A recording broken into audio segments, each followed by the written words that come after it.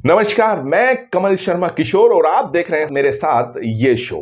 आज हम बात करेंगे अग्निपथ योजना के अंतर्गत आने वाले अग्निवीरों को अग्निपथ योजना से क्या फायदे होंगे, क्या नुकसान होंगे। देखिए, फायदे आप दुनिया भर के सुन चुके हैं भारत सरकार और आर्मी की तरफ से, और इसको जो नुकसान होने वाले हैं वो भी आप जो हमारे आंदोलन कर रहे हैं या जो इसके अपोज में हैं या उनसे आप सुन चुके होंगे। मैं ऐसा क्या बताने जा रहा हूं। मैं चूंकि एयरफोर्स में रह चुका हूं, मैं 20 साल सर्विस कर चुका हूं, तो मैं अपने अनुभव के आधार पे आपको बताने वाला हूं कि अग्निवीर अगर आप बनते हैं तो आपको इस 4 साल की योजना से क्या फायदे हैं, क्या नुकसान है।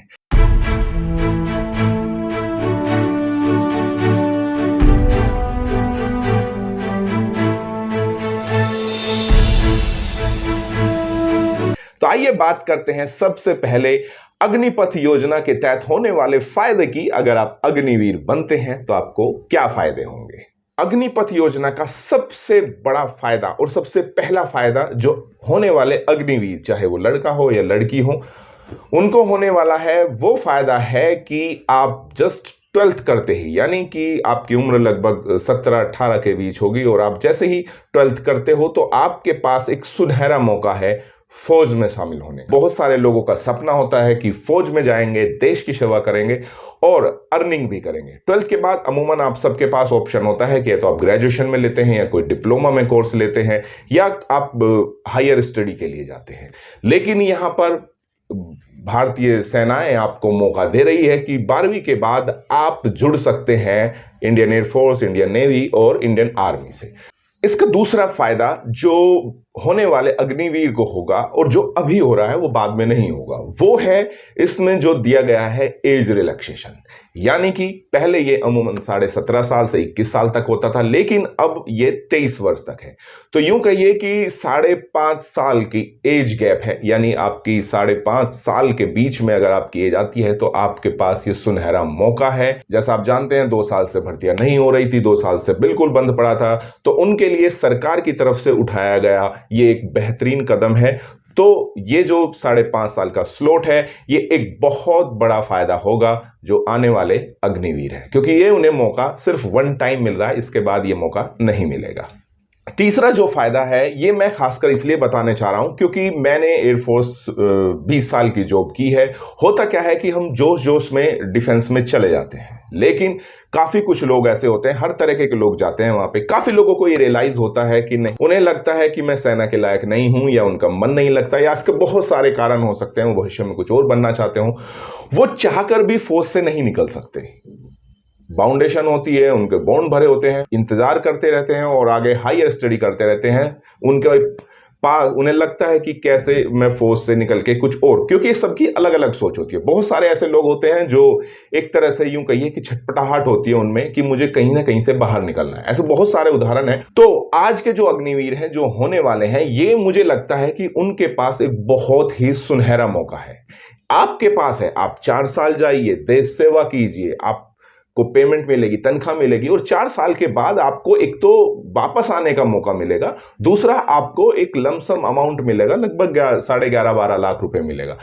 और उसके साथ क्योंकि आपकी जिम्मेदारियां कम रहती हैं, 17 से 21 साल, या यूं मानिए कि 25 साल से कम ही है, तो परिवार की ज्यादा जिम्मेदारी आपको नहीं होगी, आपको तनख्वाह मिलेगी, तो आप उसमें से भी कुछ बचा सकते हैं और उसके बाद एक जो सेवा निधि मिलेगा वो भी मिल सकती है। 4 साल में आप फौज का एक्सपीरियंस ले लेते हैं। फिर अगर आपके माइंड में कुछ और है, आप हायर स्टडी करना चाहते हैं या कुछ बिजनेस करना चाहते हैं, तो उनके लिए एक ये सुनहरा मौका होता है कि 4 साल आप देश सेवा कीजिए, 4 साल आप जॉब कीजिए, 4 साल आप जो भी एक्सपीरियंस लेना चाहते हैं लीजिए, और उसके बाद एक लमसम अमाउंट के साथ आप बाहर आते हैं। चौथा फायदा जो अग्निवीरों को होने जा रहा है अग्निपथ स्कीम से। देखिए, आपने सुना होगा, काफी लोग कह रहे हैं जो इसके पक्ष में हैं कि आप फौज में जाएंगे, आप ये सीखेंगे, आप वो सीखेंगे, लेकिन आप कायदे में सीखेंगे क्या। मुझे लगता है कि जब आप 18, 19, 20 साल आपकी जो एज होती है, जब आप फौज में जाते हैं, तो कहीं ना कहीं आपके अंदर इनमेच्योरिटी होती है। एक मतलब आप लड़के के रूप में जाते हैं, लेकिन फौज में जब जाएंगे 4 साल वहां पे गुजारेंगे। 4 साल आसान नहीं है, बहुत मुश्किल होता है, वो भी ट्रेनिंग पीरियड है, और मुझे जैसा लग रहा है वो 4 साल आपके ट्रेनिंग पीरियड ही चलने वाले हैं। 4 साल बहुत कठिन होगा। तो कहीं ना कहीं जब 4 साल के बाद आप निकलेंगे, आप एक परिपक्व पुरुष के रूप में निकलेंगे, आप अपनी जिम्मेदारियों को समझेंगे, अनुशासन आपके अंदर आ जाएगा, कूट कूट के भर जाएगा, आगे जिंदगी में आपको आगे बढ़ने में जो बहुत काम आएगा। तो ये एक फायदा जो कि आप एक डिफेंस लाइफ जी के ही सीख सकते हैं, और ये आपके होने वाले भविष्य के लिए बड़ा ही कारगर होगा। तो मेरे हिसाब से ये 4 व्यक्तिगत कारण थे जो कोई भी इंडिविजुअल अगर 4 साल में अग्निवीर के रूप में जाएगा तो उसको ये 4 फायदे होंगे। 5वां फायदा मुझे लगता है अग्निवीर को नहीं है। 5वां फायदा, या सरकार को कह लीजिए, क्या फायदा है?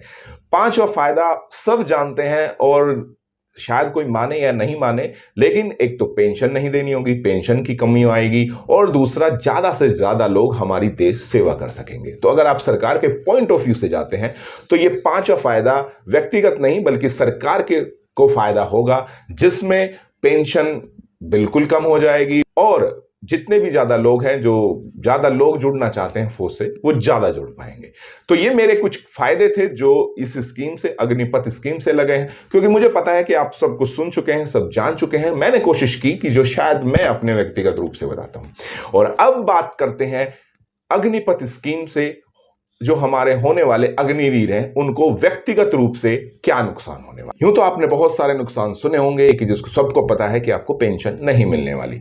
इसके अतिरिक्त मैं आपको बताने जा रहा हूं कि वो नुकसान जो आप जब फौज में जाएंगे तो आपको क्या वो नुकसान है जो होने वाले हैं। तो आइए बात करते हैं सबसे पहले नुकसान की। देखिए, अमूमन ये माना जाता है कि जब आप फौज से जाएंगे तो आप अपनी 12th कर चुके होंगे, या यूं कहिए कि ग्रेजुएशन के फर्स्ट ईयर, सेकेंड ईयर, या कोई भी डिप्लोमा है जिसमें आप एडमिशन ले चुके होंगे। जब आप 4 साल के लिए जाएंगे अग्निपथ योजना के तहत, तो आप ये मान के चलिए, और ये प्रैक्टिकली देखा गया है कि आपकी जो पढ़ाई है वो हैम्पर हो जाएगी। यानी आप कोई भी स्टडी कर रहे हो, आपकी लय एकदम बिगड़ जाएगी। एक तरह से यूं कहिए कि आप, ये सबसे बड़ा नुकसान अग्निवीर को इंडिविजुअली होगा कि उसकी पढ़ाई की लय बिल्कुल टूट जाएगी, क्योंकि आपसे 4 साल बहुत काम लिया जाएगा और ये बड़े आपके टफ होने वाले हैं। तो ये मत सोचिएगा कि आपकी जो लय है वो बरकरार रहेगी। देखिए, अगर आप ये सोच के जा रहे हैं कि आपको फौज में कोई ज्यादा जिम्मेदारी दी जाएगी, बिल्कुल ऐसा नहीं होने वाला। अमूमन पहले फौज में क्या होता था कि 6 महीने की बेसिक ट्रेनिंग होती थी जो एक नॉर्मल फौजी को होनी चाहिए, वो आपकी एज इट इज है। उसके बाद अगर आप टेक्निकल में हो या किसी भी फील्ड में आप हो तो आपको उस चीज की ट्रेनिंग दी जाती है, जो हाल फिलहाल अग्निपथ योजना में इतनी संभव नहीं है कि आपको डिटेल में काम दिया जाए। तो जाहिर सी बात है, आप ये मान के चलिए कि जो आप काम करेंगे, आप जनरल बेस वाला काम करेंगे, आप कोई जिम्मेदारी वाला काम आपको ऐसा नहीं दिया जाएगा।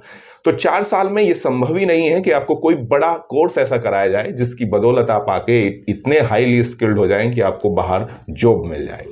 तो एक कहीं ना कहीं तरीके से आपको बेसिक सिखाए जाएंगे, आपको फौज के नियम, कायदे, कानून सीखे जाए। तीसरा सबसे बड़ा जो नुकसान, देखिए अभी जो एट प्रेजेंट सिनेरियो है, जो आर्मी में 17 साल में रिटायरमेंट होता है, नेवी में 15 साल में होता है, और एयरफोर्स में 20 साल में जो रिटायरमेंट होता है, जो नॉर्मल रिटायरमेंट होता है, उसमें उन लोगों की नौकरी रिटायरमेंट के बाद क्या लगती है। देखिए, उनकी जो नौकरी लगती है वो उनकी योग्यता के अनुसार लगती है। चूंकि आर्मी के लोग ज्यादा पढ़ते नहीं हैं सर्विस के दौरान, तो वो अमूमन कहीं पे भी या तो डीएससी में जाते हैं या फिर वो सिक्योरिटी के पर्पज से जाते हैं। एयरफोर्स, नेवी के पास एक ऑप्शन होता है कि वो कहीं ना कहीं अपनी स्टडी को कंटिन्यू रखते हैं। ध्यान रखिए, वो रिदम नहीं आ पाता जो एक नॉर्मल स्टूडेंट करता है, लेकिन फिर भी वो अपनी हायर स्टडी कंटिन्यू रखते हैं। तो यही कारण है कि एयरफोर्स और नेवी के लोग रिटायरमेंट के बाद मोस्टली बैंकिंग सेक्टर में जाते हैं, टीचिंग में जाते हैं, और बहुत सारी ऐसी जॉब हैं जिनमें वो जाते हैं। पर चूंकि आप 12th पास जाएंगे और 12th पास ही होकर आएंगे, कि आपके पास 4 साल के बाद कोई ऐसी विशेष योग्यता नहीं होगी जिससे आपको नौकरी आसानी से मिल जाए। हाँ, अगर आपको सिक्योरिटी गार्ड करनी है, कहीं चौकीदार करनी है, तो उसके लिए तो इतनी खास की जरूरत नहीं है। लेकिन अगर आप कोई भी अच्छी जॉब चाहते हैं तो उसके लिए आपको स्ट्रगल करना पड़ेगा, आपको दोबारा से फिर पढ़ाई शुरू करनी पड़ेगी, जो बहुत ही मुश्किल टास्क होता है। चौथा जो सबसे बड़ा कारण है, मुझे जो लगता है कि अग्निवीर जिसका सामना करेंगे, वो है रिजेक्शन का अपराध बोध।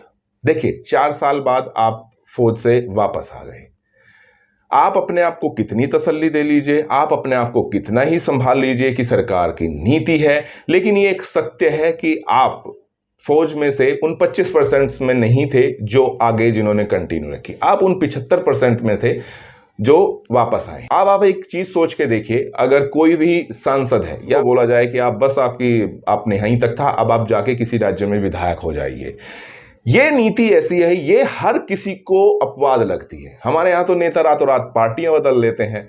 तो अगर कोई आपसे ये कहता है कि आप फौज छोड़ के आएंगे और आप कोई भी जॉब करेंगे, जैसा कि आजकल बोला जा रहा है, असम राइफल्स, आरपीएफ, या बहुत सारी ऐसे संगठन है, तो कितनी ही आपकी नौकरी अच्छी लग जाए, आपके दिमाग में ये कहीं ना कहीं अपराध बोध रहेगा कि मैं आगे कंटिन्यू नहीं कर पाया, यानी मुझ में कहीं ना कहीं कमी है। मुझे लगता है इस पूरी योजना का जो सबसे बड़ा नुकसान है वो इंडिविजुअल को है। पांचवा जो इसका नुकसान है, इसका सरकार को नुकसान है। क्या नुकसान है कि जो हमारी भारतीय सेना है उसकी गुणवत्ता में कमी आएगी ही आएगी।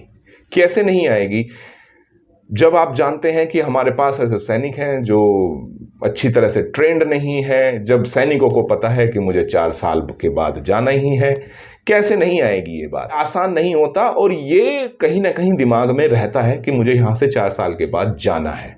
तो ये एक ऐसा नुकसान है जिसकी भरपाई मुझे लग रहा है पूरे देश को करनी पड़ेगी, और कहीं ना कहीं इससे जो इंडियन आर्मी की साख है, जो एक क्वालिटी है, उसमें भी थोड़ा सा फर्क जरूर आएगा। ये मेरा मानना था, ये मेरे व्यक्तिगत विचार थे। आप इससे सहमत हो सकते हैं, असहमत हो सकते हैं, पर फिलहाल जो मुझे लगा मैं आपके समक्ष लेके आया हूं। आगे फिर किसी एपिसोड में आपसे मुलाकात होगी, तब तक के लिए इजाजत दीजिए, अपना ख्याल रखिए, नमस्कार।